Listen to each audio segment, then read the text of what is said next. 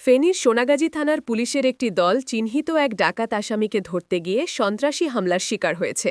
মঙ্গলবার ৭ অক্টোবর ভোরে উপজেলার আমিরাবাদ ইউনিয়নের পশ্চিম আহম্মদপুর গ্রামে এ ঘটনা ঘটে। হামলাকারীরা পুলিশের ওপর অতর্কিতে হামলা চালিয়ে অস্ত্র ও ওয়াকিটকি ছিনিয়ে নেয় এবং গ্রেফতারকৃত আসামিকে জিম্মা থেকে ছিনিয়ে নিয়ে পালিয়ে যায়। পরে পুলিশের অভিযানে ওই আসামিকে পুনরায় গ্রেফতার করা সম্ভব হয়। পুলিশ ও স্থানীয় সূত্রে জানা গেছে, ফেনী জেলার সোনাগাজী মডেল থানার সহকারী উপপুলিশ পরিদর্শক এএসআই সাইদুর রহমানের নেতৃত্বে একটি টিম ভোররাতে পশ্চিম আহম্মদপুর গ্রামে অভিযান চালায়। অভিযানের লক্ষ্য ছিল একাধিক মামলার আসামি ও চিহ্নিত ডাকাত জাহেদুল ইসলাম রিপন ৩৮, যিনি স্থানীয় মৃত হোসেন মিয়ার ছেলে। দীর্ঘদিন ধরে রিপন এলাকায় ডাকাতি, অস্ত্র ও মাদক ব্যবসায় জড়িত থাকার অভিযোগে পুলিশের নজরদারিতে ছিলেন। অভিযানকালে পুলিশ রিপনকে তার নিজ বাড়ি থেকে গ্রেফতার করে। তবে থানায় ফেরার পথে রিপনের স্বজন ও সহযোগীরা প্রায় ২০ জনের একটি দল নিয়ে পুলিশের গাড়ির গতিরোধ করে। তারা লাঠি, লোহার রড ও ধারালো অস্ত্র নিয়ে পুলিশের ওপর হামলা চালায়। এ সময় পুলিশের একটি শটগান, ২টি ওয়াকিটকি এবং আসামি রিপনকে ছিনিয়ে নেয়। হামলায় এএসআই সাইদুর রহমান, কনস্টেবল মোফাজ্জেল হোসেন, মিজানুর রহমান, নুরুল ইসলাম সহ ৬ জন পুলিশ সদস্য গুরুতর আহত হন। আহতদের প্রাথমিকভাবে সোনাগাজী উপজেলা স্বাস্থ্য কমপ্লেক্সে ভর্তি করা হয়।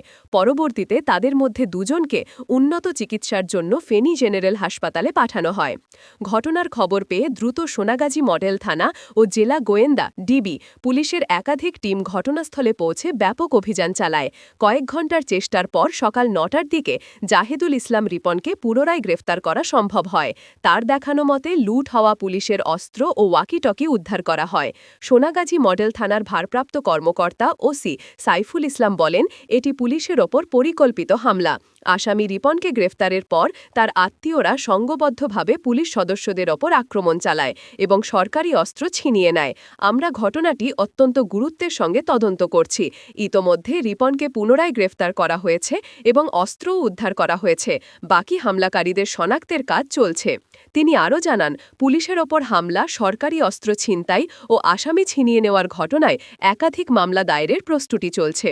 এ ঘটনায় যারা সরাসরি হামলায় অংশ নিয়েছে বা সহযোগিতা করেছে তাদের সবাইকে আইনের আওতায় আনা হবে। ওসি সাইফুল ইসলাম আরও বলেন, গ্রেফতারকৃত জাহেদুল ইসলাম রিপনের বিরুদ্ধে এর আগেও ডাকাতি, চাঁদাবাজি, অস্ত্র ও মাদকসহ মোট ৯টি মামলা আদালতে বিচারাধীন রয়েছে। সে দীর্ঘদিন ধরে এলাকায় সন্ত্রাসী কর্মকাণ্ড চালিয়ে আসছিল। সম্প্রতি তার বিরুদ্ধে নতুন করে কয়েকটি অভিযোগ পাওয়ার পর অভিযান চালানো হয়। স্থানীয় বাসিন্দারা জানান, রিপন ও তার সহযোগীরা এলাকায় দীর্ঘদিন ধরে আতঙ্কের সৃষ্টি করে রেখেছে। তারা রাতে চলাচলকারী ট্রাক ও পিকআপে ডাকাতি, চাঁদাবাজি এবং মাদক ব্যবসার সঙ্গে জড়িত। গ্রেফতারের খবর ছড়িয়ে পড়লে স্থানীয়রা স্বস্তি প্রকাশ করলেও পুলিশের উপর হামলার ঘটনায় আতঙ্ক ছড়িয়ে পড়ে। এদিকে ফেনী জেলা police super SP Abdullah Al Mamun ঘটনাটি সম্পর্কে সাংবাদিকদের বলেন, পুলিশের ওপর হামলা ও সরকারি অস্ত্র লুটের ঘটনা অত্যন্ত গুরুতর অপরাধ। আমরা ঘটনাটির সঙ্গে জড়িত প্রত্যেককে আইনের আওতায় আনব। ইতোমধ্যে অতিরিক্ত পুলিশ মোতায়েন করা হয়েছে এবং এলাকায় টহল জোরদার করা হয়েছে। পুলিশ জানায়, হামলার সঙ্গে জড়িত সন্দেহে অন্তত ৫ জনকে প্রাথমিকভাবে শনাক্ত করা হয়েছে। তাদের মধ্যে কয়েকজনকে গ্রেফতারের জন্য অভিযান অব্যাহত রয়েছে। এ ঘটনায় এলাকায় উত্তেজনা বিরাজ করছে।